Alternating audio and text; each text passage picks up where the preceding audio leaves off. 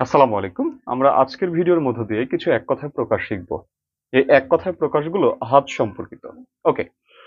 আমরা হাতের যেই প্রথম আঙ্গুলটা আছে সবচেয়ে ছোট ছোট যে আঙ্গুলটা আছে এটাকে আমরা বুড়ো আঙ্গুল বলে জানি বা বৃদ্ধাঙ্গুলি বলি।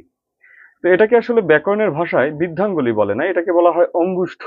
অর্থাৎ বৃদ্ধাঙ্গুলিকে এক কথায় বলা হয় অঙ্গুষ্ঠ। ওকে।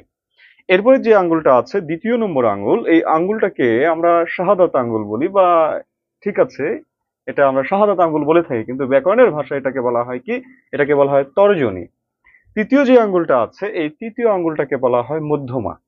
চতুর্থ যে আঙ্গুলটা আছে এই চতুর্থ আঙ্গুলটিকে বলা হয় অনামিকা। আর পঞ্চম যে আঙ্গুলটা বা সবার শেষে যেটা আছে ছোট, এটাকে বলা হয় কনিষ্ঠা।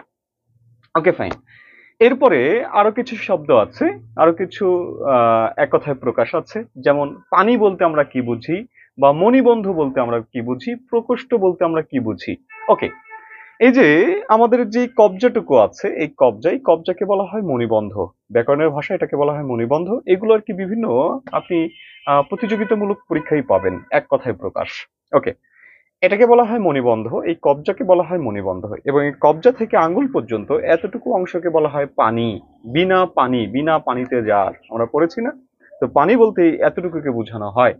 এবং এই যে কনুই আছে এই কনুই থেকে এই কবজা পর্যন্ত অর্থাৎ মণিবন্ধ পর্যন্ত যে অংশটুকু আছে এটাকে বলা হয় প্রকোষ্ঠ। তো এই ছিল আমাদের আজকের ভিডিওর আলোচনা। আশা করছি ভালো লেগেছে, অনেক কিছু শিখা গিয়েছে। সবাইকে ধন্যবাদ। আসসালামু আলাইকুম।